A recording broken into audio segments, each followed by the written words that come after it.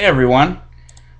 Recently one of my theistic friends, yes, I have theistic friends, and there's absolutely nothing wrong with that, told me that the reason she believes in a God and an afterlife is that she sees the world and this life that people live for 70, 80, 90 years and thinks that this can't be, quote, all there is.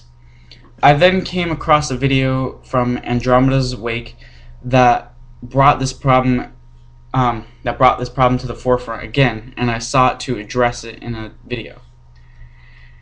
In Andromedaswake's video entitled Atheist, he seems to suggest that atheists not only do not believe in an afterlife, they also do not believe that there is anything more to life than what we see or perceive. I would argue that being an atheist does not imply that one does not believe in an afterlife. For example, most Buddhists are atheists but also believe in the possibility of afterlife, reincarnation. Being an atheist does not exclude the possibility of believing in an afterlife, though most non-Buddhist atheists do not believe in an afterlife.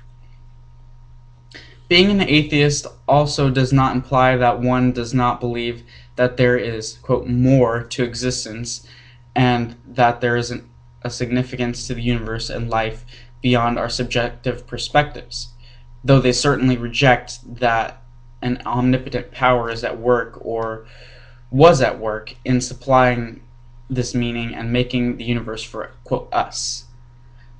For example, I recently discussed a kind of egotism that can be seen among atheistic philosophers that talk about self-expression or making a difference as making a life worth living.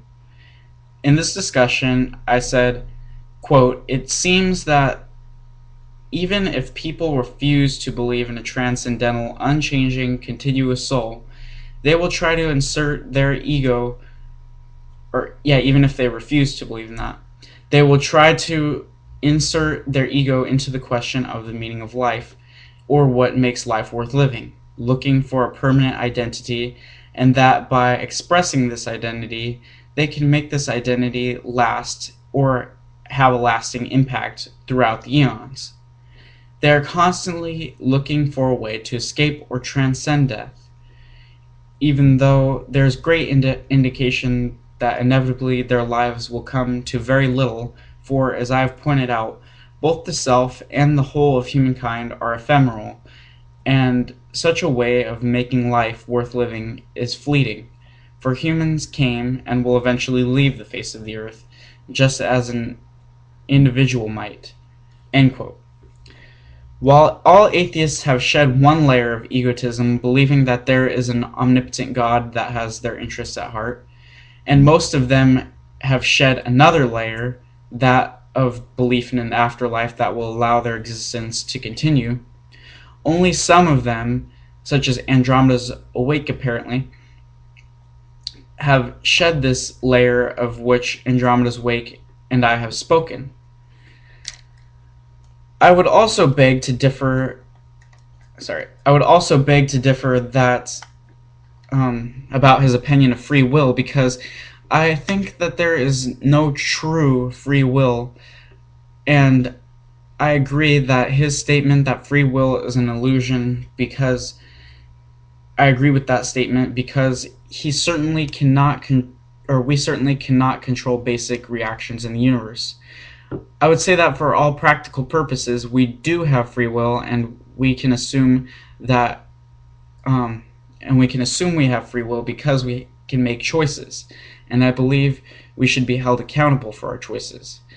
And we can shape our destinies, though other factors will get in the way, even though we know it does not exist.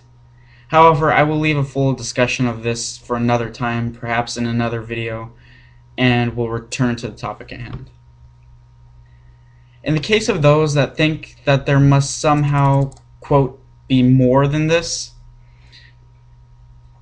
they simply want to believe that life goes on after death, somehow. Unlike Andromeda's Wake, I can see where people like my friend, are coming from, and I sympathize with this point of view because it used to be representative of the way I felt about the world before I rejected theism and rejected the notion of an afterlife.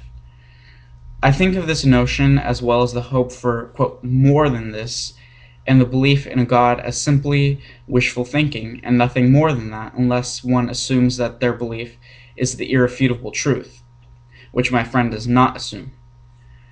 I would not like to believe that there is a God in any form, including a deistic form, but I do recognize the remote possibility of the existence of a deistic God, but dismiss this as wishful thinking because I do not see evidence that warrants belief in a God. However, I too would like to believe that there is an afterlife, but I do not see evidence that warrants belief in an afterlife. So I dismiss this as wishful thinking also.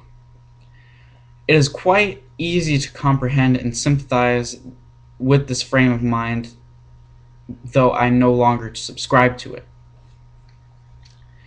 Finally, I think there is yet another lesson that can be learned from all of this. Atheists and theists can be friends. Atheists and theists are not inherently enemies. One can simply not understand the other, or the other's belief, or lack thereof. It is only those that are too dogmatic and hateful that hate each other for it. But unfortunately, these segments of atheistic and theistic communities get the most attention from the media due to the way they make themselves visible and their vitriolic attitudes and speech. I think many people need to realize that criticizing is not the same as condemning. We may dislike or not understand your beliefs, but we do not inherently dislike you and will defend your right to believe what you do, so long as you do not push your dogma on us. Thank you for listening, guys. Peace.